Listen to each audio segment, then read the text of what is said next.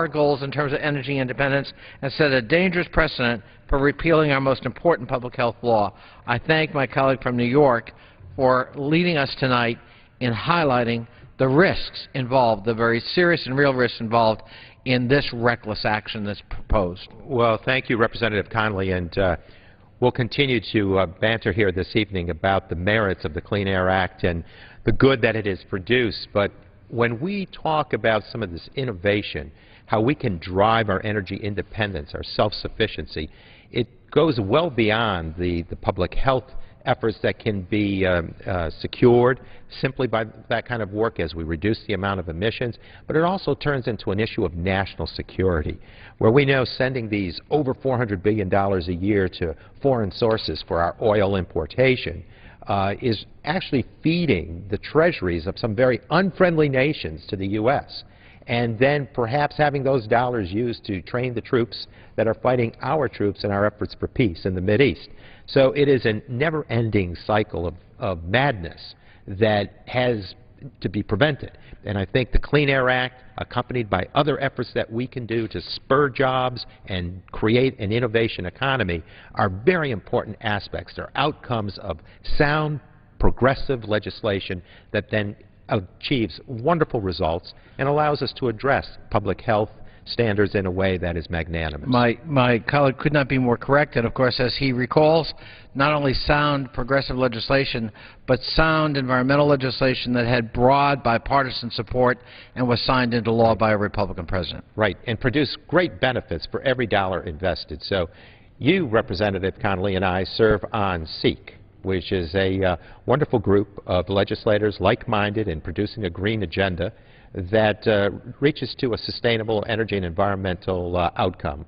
That SEEK coalition is what's driving that agenda here in the House. And one of our co-chairs is with us this evening, the gentleman from Washington State's 1st District, I believe, Jay Inslee. Representative Jay Inslee is also a member of the Energy and Commerce Committee and is ranker on a subcommittee, I believe, that will have a very important hearing. So, Representative Inslee, thank you for joining us this evening to talk about this important topic. Thank you. I can't think of anything more important. Tomorrow we will have the first hearing in Congress on the Dirty Air Act. And of course, the Dirty Air Act is the act that intends to gut Uncle Sam's ability to protect clean air for all of us to breathe, Republicans, Democrats, and independents. And this Dirty Air Act is clearly bad for children with asthma. This Dirty Air Act is bad for senior men with respiratory problems. This Dirty Air Act is bad for senior American women with heart problems. This Dirty Air Act is bad for American workers who are going to lose the jobs that will be created in the innovative new industries that we're going to build so we can produce electricity and power for our cars in a clean way. This Dirty Air Act is one of the worst pieces of legislation I've seen in my time in U.S. Congress, and I'll tell you why. It breaks faith with some of the values that at least two great work done by Republican presidents. And it's really a tragedy that my colleagues across the aisle have fallen for the siren sound of the polluters, because it's the polluters who want to pass the Dirty Air Act, which, by the way, you could also call the Inhaler Enhancement Act of 2011, if you want to know what it does to children who have asthma. But we just spent an hour talking about the optimism of President Ronald Reagan, which was manifest and appreciated by Democrats and Republicans alike. And those of us who stand against this Dirty Air Act believe we ought to have optimism that we can create electricity in clean ways. We can do it in solar energy created and powered by Americans. We can do it with electric cars made by Americans. The GM Volt was just the car of the year made by Americans, General Motors. Plug-in electric hybrid car. We can do it with wind. We can do it perhaps with advanced forms of nuclear power. But the point is, that sense of optimism has now been shucked overboard because the polluters have come up to Washington, D.C. with their lobbyist friends, and they've convinced our friends and the colleagues to throw aside 40 years of Republican success, because this thing was started by Richard Nixon, with a good assist by William Ruckelshaus, who now is a citizen of Seattle, Washington. It was a Republican who recognized our ability to innovate in a way that would grow jobs and reduce air pollution. I want to leave you with one statistic. And Richard Nixon was right in this regard. He was wrong on some other things, but he was right on this. He said, because the polluting industries resisted the Clean Air Act when it started 40 years ago. But what he believed, and turned out to be accurate, is that we could innovate our way to create new technologies to produce energy. And that's why we have reduced air pollution because of the Clean Air Act by 60% since 1970, and yet our economy has grown by 200%. 200% growth at the time when the polluters said that this was going to wreck the U.S. economy. That's the same thing we can do now using the innovative talents. So we can start making electric cars here and ship them to China.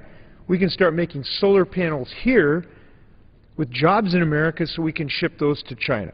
And I'll just part with one statement. You know, there ought not to be any debate about the health care impacts here either.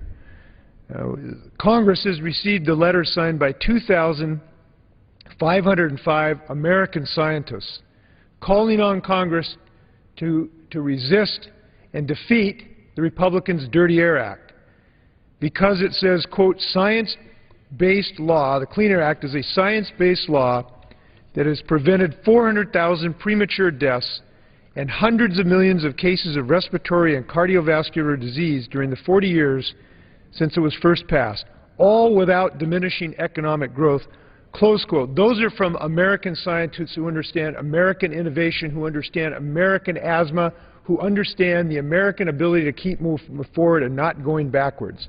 And heaven help us who would support the Dirty Air Act to repeal clean air protections for Americans. And I'll yield back to Well, Representative Inslee, you talk about the jobs effect, and obviously there are those who would suggest that this kills jobs when in fact we have data from 2007 that showed the air pollution control equipment industry was generating some $18.3 billion, with $3 billion of that in terms of exporting that is done. So this spurs innovation. It puts into working order the science and tech community that creates sustainable type jobs that really make an impact on our quality of life and our public health standards.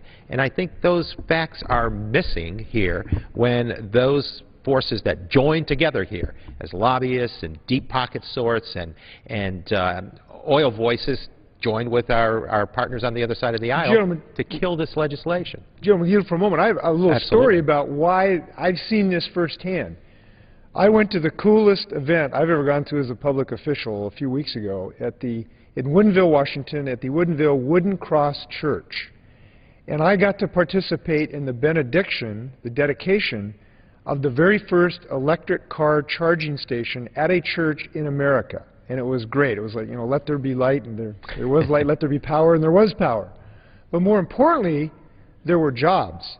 Because every time we put in one of these charging stations, there are 5 American jobs created because of these investments. And what happens is, if the Republicans get their way, they will repeal the Clean Air Act in this regard as to carbon and methane and ozone, very dangerous gases in a lot of different ways.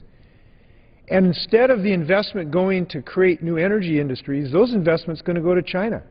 Absolutely. And it's China that is going to make the electric cars and the solar power and the advanced systems of maybe finding a way to burn coal cleanly.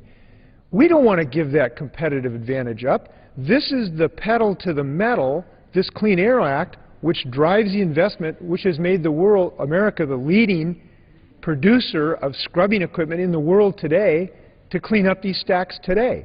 This is what makes us competitive.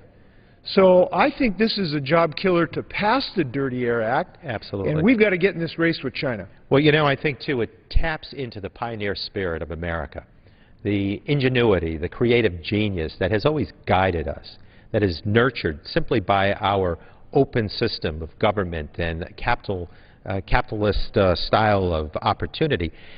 We have been able to go forward with so many advances, and in this case we address health-threatening, life-threatening situations because of toxic poisoning, that it produces jobs that are of a very sustainable quality and that are really tapping into the cerebral power of this country, and why anyone would want to disrupt that progress. There's no other higher priority than jobs, jobs, jobs in our society today. And at the same time, if we can create stronger public health standards, as you said, address women of senior age varieties and children of all types and working middle-aged couples around this country, everyone in every age demographic is protected and helped by the Clean Air Act. And there's 40 years of documented success that ought to guide us here and tell us this is a move in the wrong direction.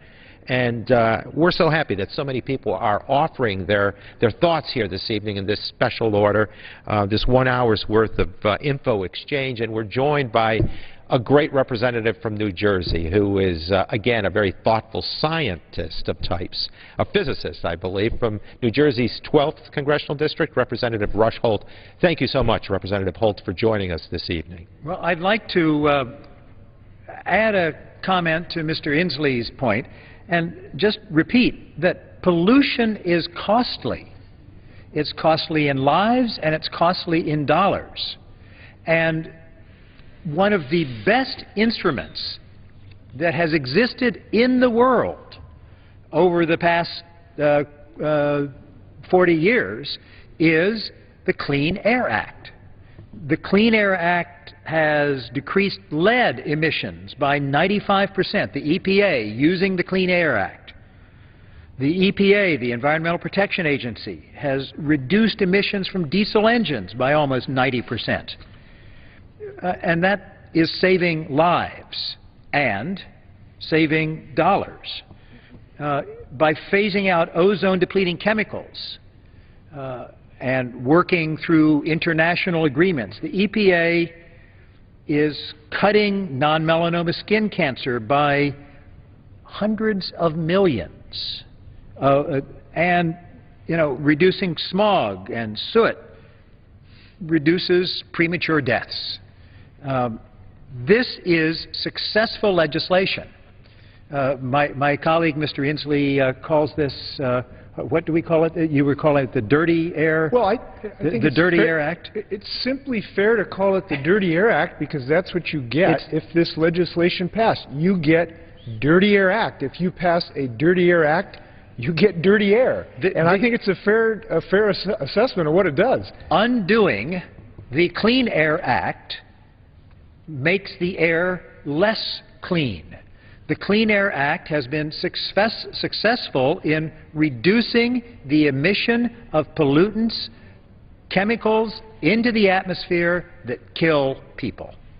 The Clean Air Act has been successful. And what do we have before us? Well, tomorrow, as you say, there will be a hearing on legislation, not yet in final form. Let's hope that it never finds its way into final form, but the legislation that would gut the Clean Air Act. It would prevent the Clean Air Act from keeping up with the times. It would prevent the Clean Air Act from continuing to protect Americans and by removing the chemicals from the atmosphere that are dangerous.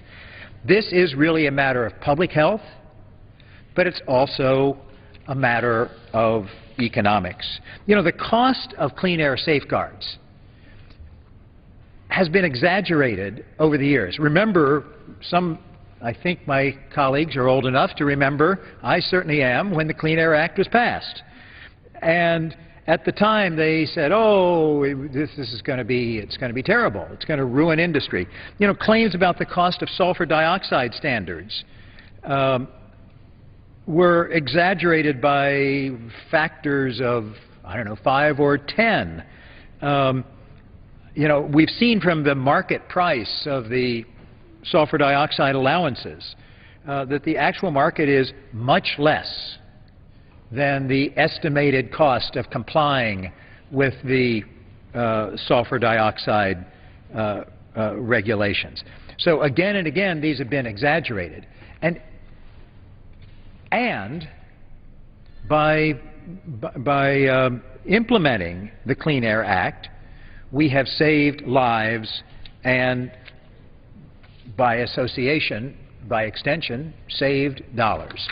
Furthermore, if the Clean Air Act is allowed to continue to look after the air that you and I breathe, it will lead to further efficiency and all of the burgeoning industries that you, my colleague from New York, and you, my colleague from Washington, have talked about. This is going to be very good for the United States to be able to sell these environmentally attractive technologies to the rest of the world rather than to buy them. So for all sorts of reasons, I mean, we simply cannot afford the proposal that's coming from the majority on the other side of the aisle that would increase our dependence on foreign oil, that would leave the air less breathable, that would aggravate asthma and heart disease, and would end up undoing the Clean Air Act. What Congress should be doing is making it possible for the Clean Air Act to continue to protect Americans' health and lives, not undoing it. Gentleman, yield for a moment. I'd be happy to. Absolutely. Yeah, Mr. Holt made a really important point that we need to discuss. He made a strong statement that this Dirty Air Act that the Republicans have introduced would gut the Clean Air Act. That's a strong statement, and it is entirely accurate. Well, if I may explain, the Clean Air Act is based on science. Yes. And the Clean Air Act, as the years have gone by, has used the best science to find the best ways to remove the worst pollutants from our air. And this is a very unscientific approach that they're saying. They're saying because of politics, we are not going to listen to science. Because of politics, we're going to say the Clean Air Act stops here.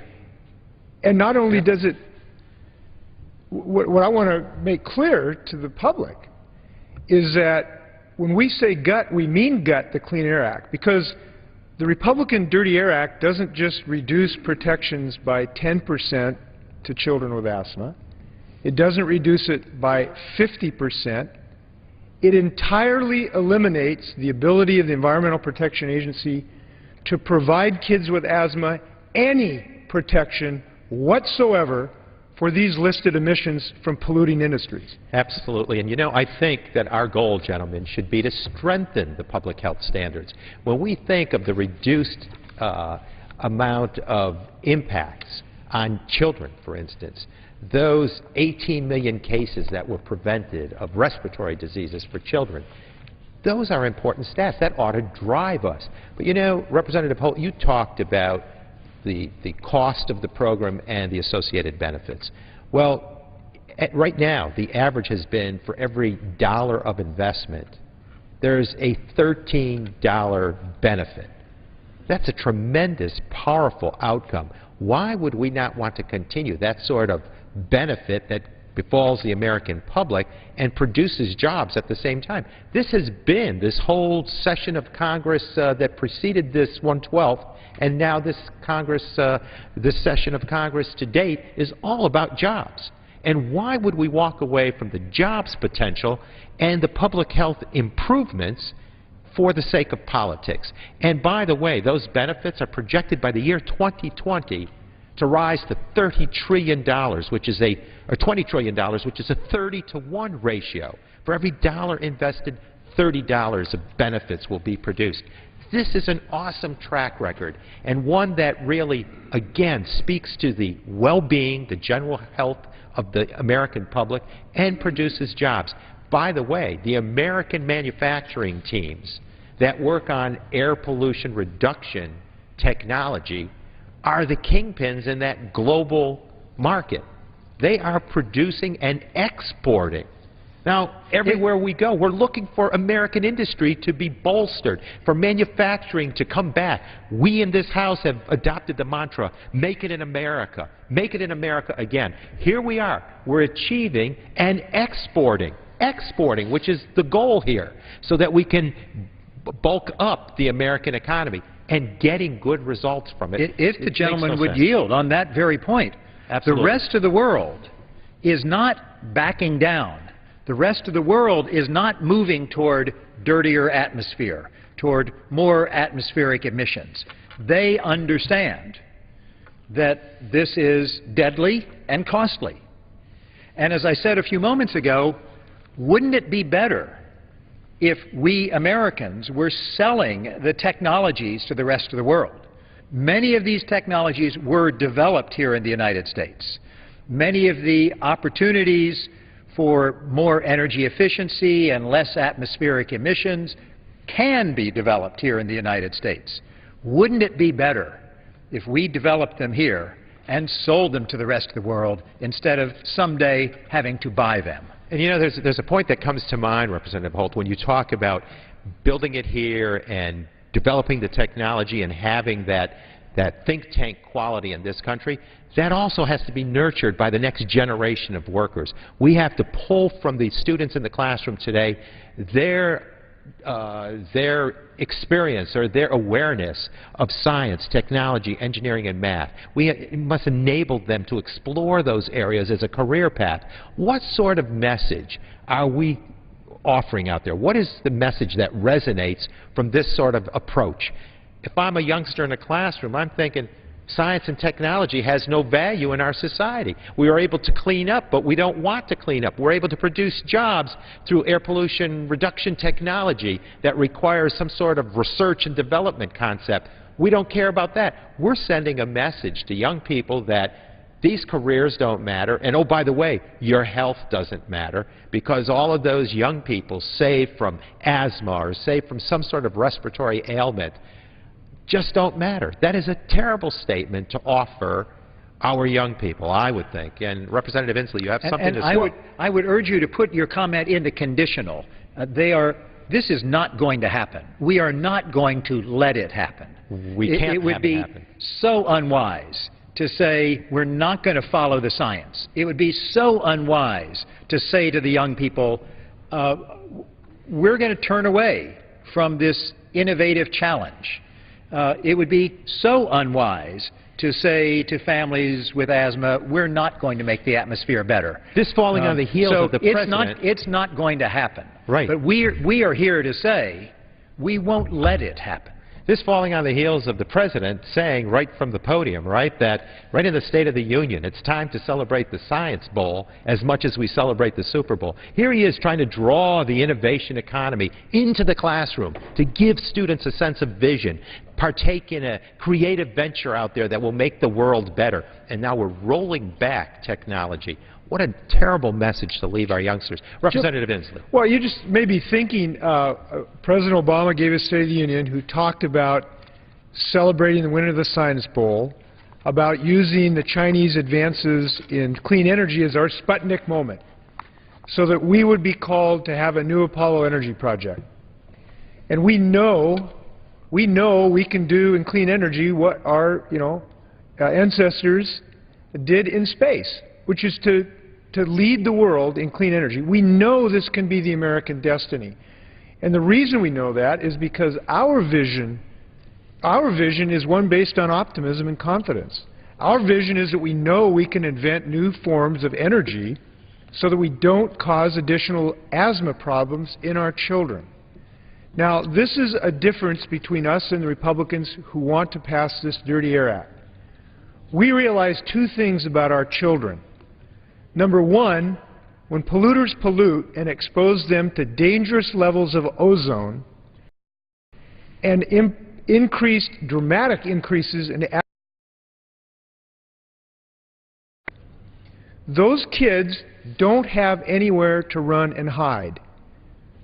You know, an oil company can go around places in the world. A kid is stuck where he lives, and there's nowhere to hide from dirty air. And that's why I'm not very happy about this effort to put more of our kids in the way of dirty air, number one. And number two, we realize that this is real when it comes to new technology. You know, when we passed the bill to create an investment in lithium-ion battery manufacturing plants this year, some of our Republican colleagues scoffed at that effort. They thought this is never going to happen. Well, in Holland, Michigan, we have laid off American auto workers now making lithium-ion batteries, or shortly, for sale all around the world to power electric cars. We know there's jobs to make that happen. We know in Seattle, Washington, we've got the leaders in the discovery of location for wind power. We know those jobs can be made to happen. In Moses Lake, Washington, we have one of the largest manufacturers of the silicone heart of solar panels to be shipped around the world. We know those jobs can be made to happen. At the Boeing company, we're making airplanes, or shortly will, that can burn biofuels so we don't put out CO2 emission and pollution. We know those jobs can happen. Now, we want our Republican colleagues to join us in this sense of optimism, because the rule that the EPA has proposed is really pretty modest. Now, we're having a full-throated discussion here today, and we'll have a big debate tomorrow about this. But the rule is pretty modest. Let me tell you how modest it is. It simply requires essentially known efficiency standards at very, very large power plants. Over 100,000 tons of emissions a year. Now, a lot of small businesses are going to be told this is going to shut down restaurants and dry cleaners, etc. That's bunk. This rule is only proposing to deal with very, very large emitters like large coal plants. This is a very modest first step in an approach to try to rein in some of these dangerous gases like carbon dioxide and ozone and toxins like that. Right. And it is a reasonable first step. You know, and people have asked, they said, you know, well, what are these emissions? What are these particulates that may be harmful to us or our children? And, you know, when you start talking, Representative Inslee, about mercury poisoning, when you start talking about carbon emission, when there's the talk about arsenic and lead poisoning, people begin to see it as something very real, something they've heard of, that they know people have been impacted by. And so, of course, people want to protect their children. They're our most sacred commodity. They're a precious commodity. And with so much track record here of 40 years of success, of strong public health standards, it's very difficult to imagine that someone wants to take that backward. You know, I think of the innovation that I saw when I served as the leader of NYSERDA, the New York State Energy Research and Development Authority, which was my last workstation before entering the House. I saw what R&D and basic research and development can mean in the new shelf opportunities that come our way, that are science and tech associated. You know, people said when you went to the catalytic converter for automobiles, it was going to kill the auto industry, and we're going to have no jobs here. It didn't happen. People understood that this catalytic converter could now clean us of that pollution, that emission. You know, we were told of all sorts of things that would happen when we were addressing the emissions and some smokestacks. People came about and found ways to make it happen. The industries, many times, are painted, many out there that are part of this concern, have really come forward and said, this is a reasonable approach. Many have said that. They want predictability, they want some sort of plan, and they'll engage their operation into that plan and its outcome. But there are many groups like Entergy and Constellation Energy and NextEra Energy, National Grid, PSE&G, and one of my home base, the New York State Power Authority, all of whom have said that this is a reasonable approach, that they're willing to be those partners out there to make the world, the environment, the air that we breathe, a better quality. So the proof is in the pudding here. There's an outstanding 40-year track record. There are children who breathe freely, and there are lives that have been saved. Just 160,000, if that matters, last year alone.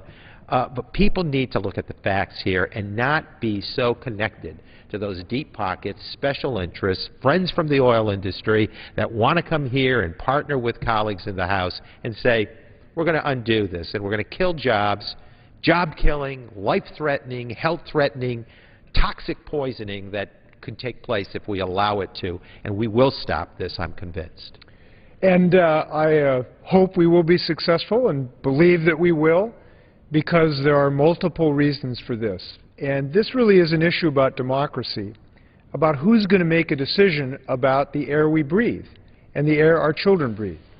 Is it going to be scientists and physicians at the American Lung Association and scientists who base their decision on science and health, or is it going to be lobbyists for polluting industries? Now, we say it should be the scientists. We say we should follow the science. When we go to doctors, we get medical advice. It's based on science. When we want health advice, we don't go to lobbyists for polluting industries. We let a health decision be made by scientists. And unfortunately, the Dirty Air Act that my Republican colleagues want to pass, they want to take that decision away from scientists and away from physicians and away from health practitioners and give it to the folks who lobby up here for special breaks. That's wrong. I'm going to just make a closing comment if I can. We are going to fight the Dirty Air Act on behalf of the health of our kids. We are going to fight the Dirty Air Act on behalf of our senior citizens with their health problems. And we are going to fight the Dirty Air Act so that we can grow millions of clean energy jobs right here in this country and not ship them off to China. Well, you know, I can't help but think, too, of the Citizens United case, where special interests now are able to open the corporate checkbook and just write sizable checks. The sky's the limit, according to the Supreme Court decision. And that can bring about special interest flavor into campaigns that are waged and into candidates that are produced into the House. And when we look at special interests like that, we then begin to see what the real agenda is. And it's counterproductive. It is kicking back progress that has been achieved for 40 years, celebrations of life that were allowed to breathe freely because of this legislation, and the introduction of innovation and technology. So these deep-rooted power plays are perhaps going to be more prevalent as we go forward in time. And I think that it's setting a dangerous precedent. I think that what we have here is an opportunity to say yes to sound public health standards, yes to job creation, yes to innovation.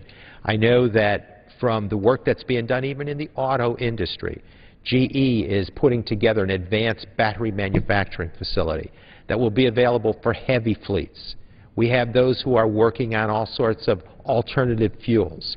We're looking at renewables to cut the kind of pollution that has been allowed to continue because of our gluttonous dependency on oil imported from unfriendly nations to the U.S. 60% of that demand is met simply by those oil imports. So there is an awful lot of progressive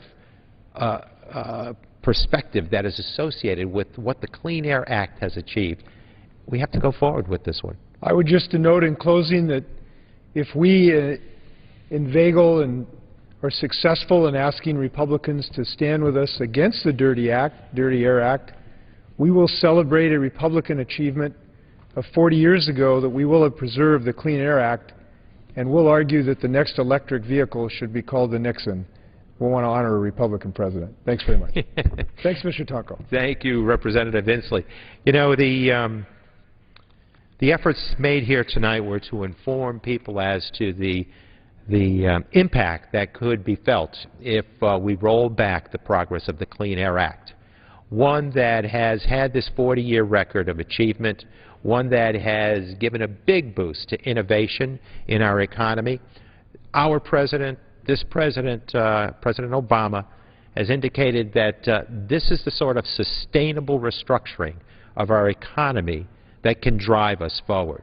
If we invest in the intellect of this great American society, if we encourage education and higher education to be pronounced in the lives of individuals, if we can pull from them their interest in science, technology, engineering, and mathematics, we can then have this hopeful opportunity of job creation that comes simply through ideas, ideas that are produced perhaps in that education experience that we can provide for our young people, and by public policy that drives initiatives, that drives a series of goals to, in this case, clean the air quality, that has enabled us to go forward with the soundness in the manufacturing sector, that has retrofitted, has modernized, has adjusted, retooled that industry, those industries in the manufacturing realm, to respond in a way that is much more sensitive to public health standards. This is the sort of progress that we can achieve in this country simply by moving forward with soundness of policy.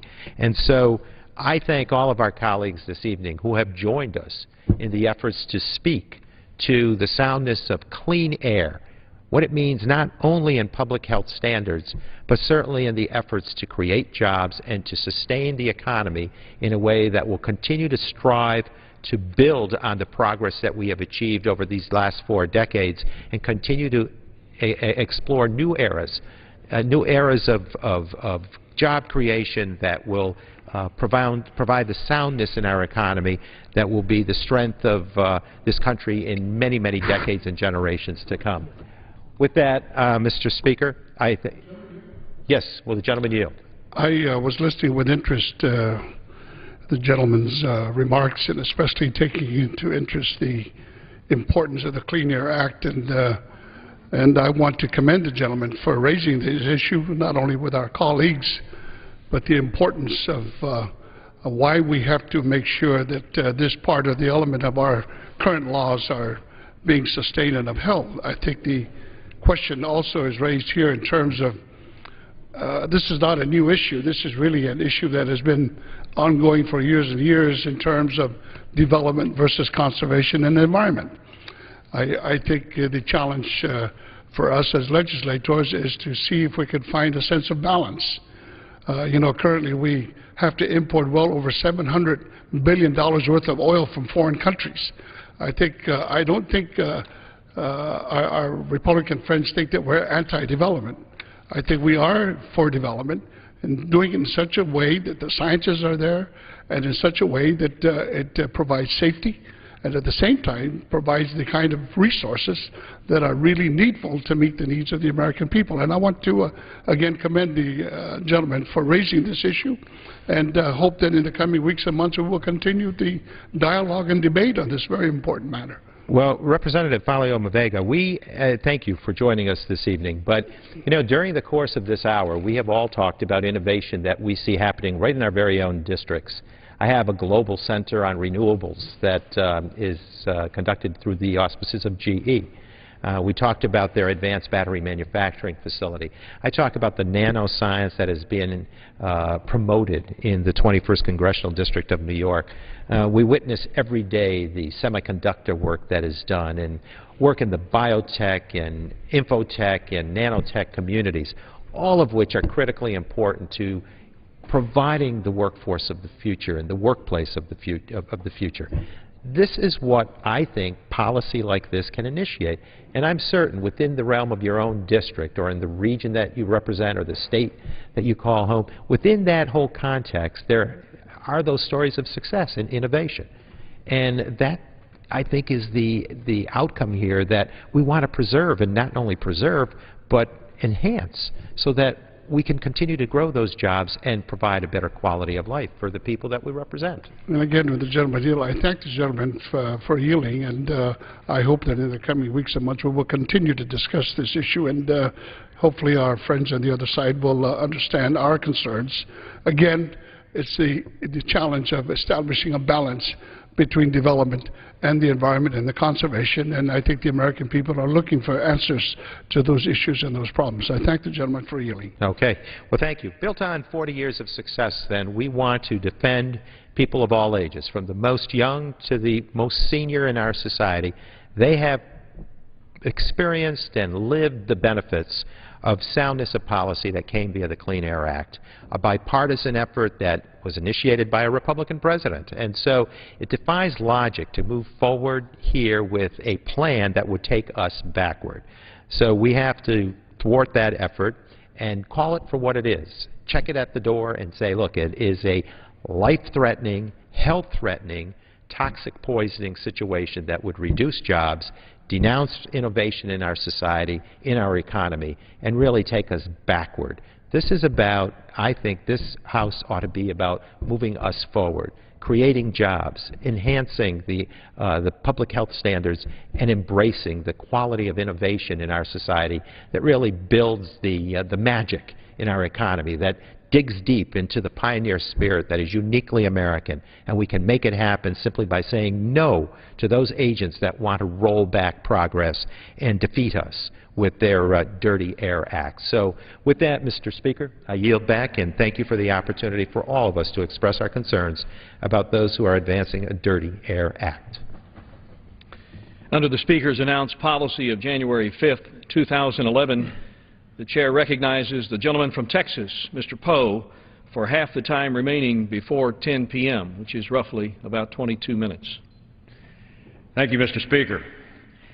Mr. Speaker, I want to address an important issue that has come to light recently.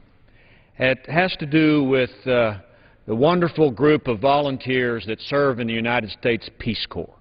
The Peace Corps was the idea of John F. Kennedy. He went to the University of Michigan way back in 1960, and he started encouraging those college students to get involved in other countries and helping those countries in their social development, their cultural development in the name of peace. Wonderful idea. When he became president in 1961, President Kennedy signed an executive order establishing the now important Peace Corps. By 1966, there were over 15,000 young Americans, all volunteers, that were working in the Peace Corps throughout the world. Since those early days of the Peace Corps, 200,000 Americans, mostly young people, 60% female, have volunteered for their 2-year service in the Peace Corps to work in third world countries on everything from health to farming to small business, just helping other people throughout the world in a way that not only benefits them personally, but benefits the recipients in these foreign countries. They really are, in my opinion, along with our United States military, the greatest ambassadors we have from our country to show that we are concerned about the welfare of other nations. And they help build a better life for not only the people that they come in contact with, but their generations and the children that they have as well.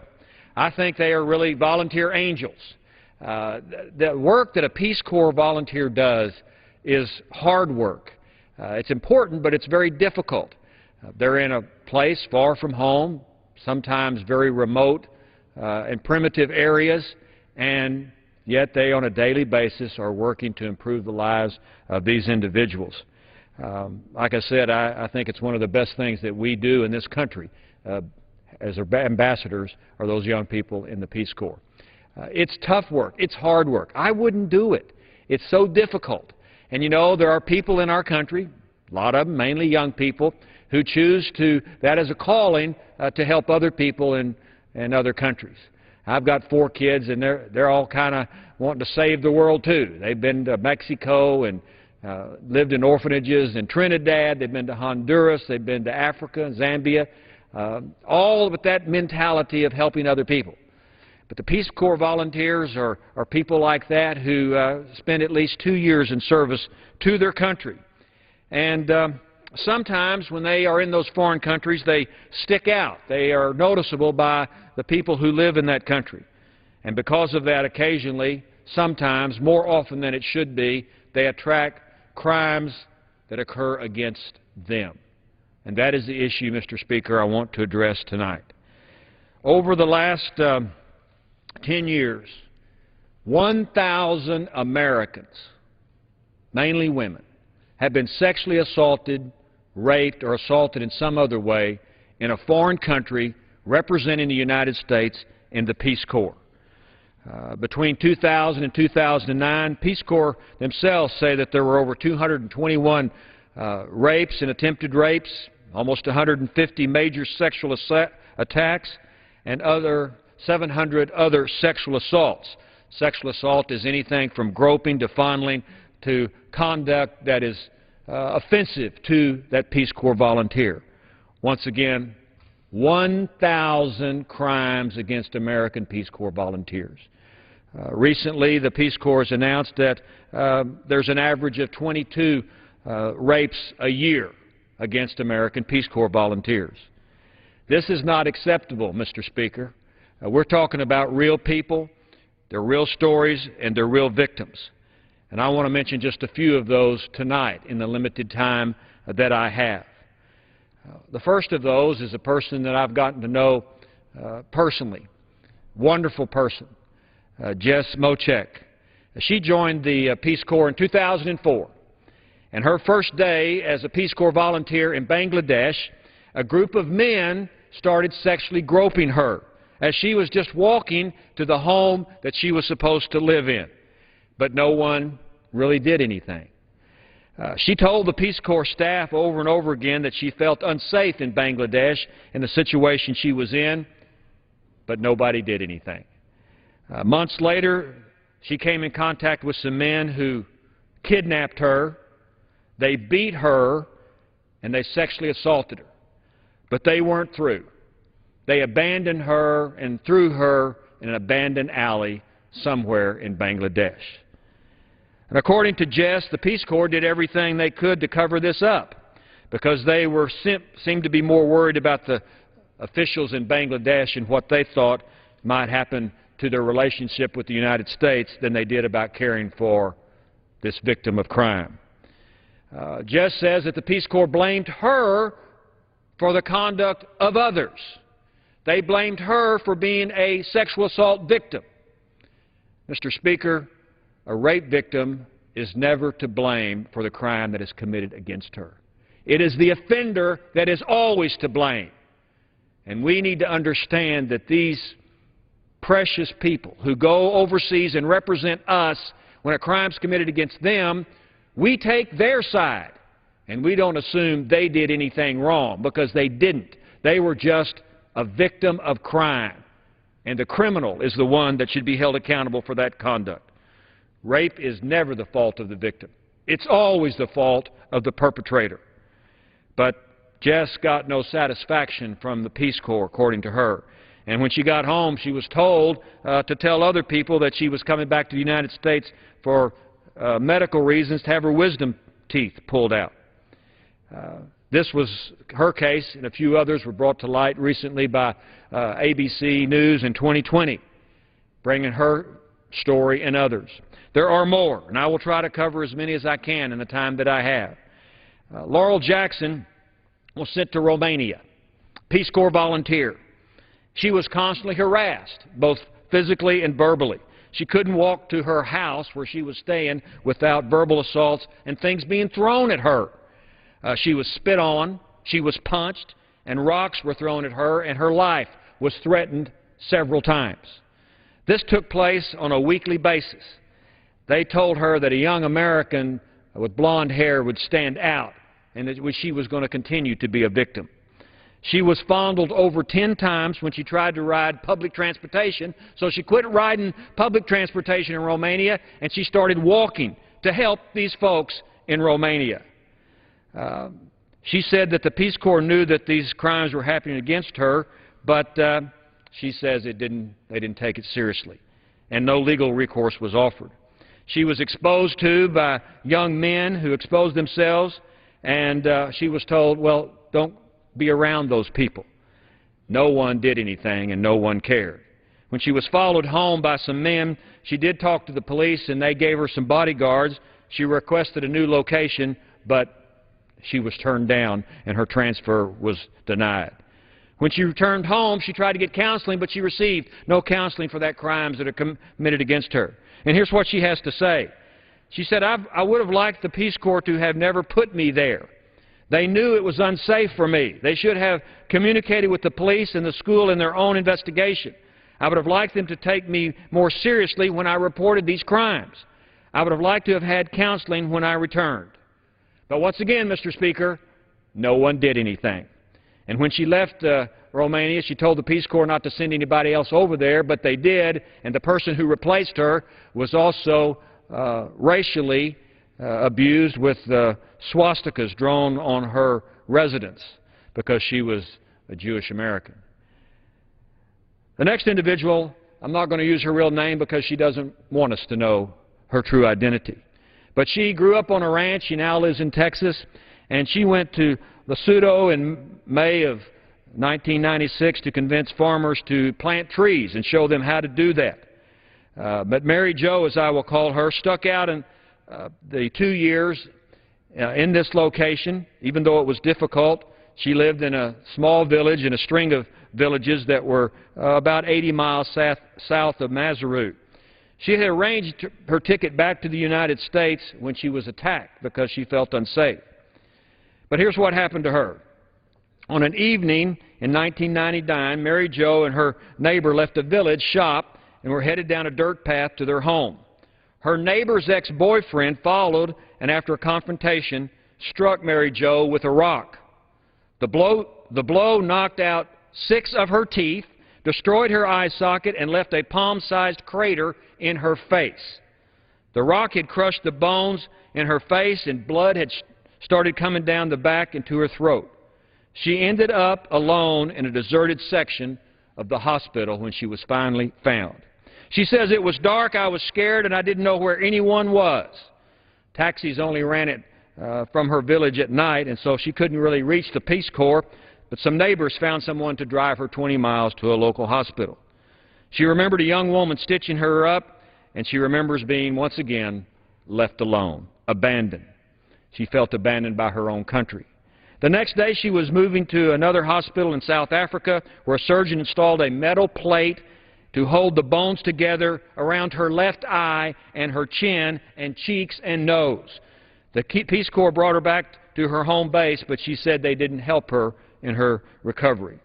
Mary Jo and her sister, who had flown in from the United States, had to sleep in a hotel because the agency wouldn't let them stay in a transit house, and they had difficulty getting back to the United States with her clothes. She even had to beg the staff to take her to the airport. At no time, according to her, the Peace Corps asked her what they could do to help her. She said, "It was terrible. I was so messed up." She's had 10 operations in 2.5 years, and surgeons put metal plates in her face, and she also has false teeth. Mary Jo, being the remarkable person she is, she wasn't really angry at the Peace Corps because she was attacked in this village by villagers. She was angry because nobody in the agency seemed to care. Once again, no one did anything. "It was like I was never in the Peace Corps," she said. And when she got home, no one contacted her from the Peace Corps to check on her, to see how this victim of crime was doing. The attacker went to jail for 3 weeks, but he was later released because Mary Jo had come back to the United States. Mr. Speaker, how much time do I have left? The gentleman has roughly 8 minutes. All right. Thank you, Mr. Speaker. Kate Pusey was another angel from America. Had gone to help a country that most of us have never heard of or be able to locate on a map. Benin, where she went in 2007. She was a teacher at a local school. She formed a girls' club to help empower the young women that were in this school. And it's hard to be a girl in that part of the world, according to Kate's cousin, Miss Jacobs. And the girls really started speaking about some of the issues they were facing, and they started communicating that to Kate. And before long, the girls began to tell Kate about another person who worked for the Peace Corps but wasn't an American. He was a citizen of Benin who was paid by the Peace Corps to help work with the Peace Corps. His name was Constant Bio.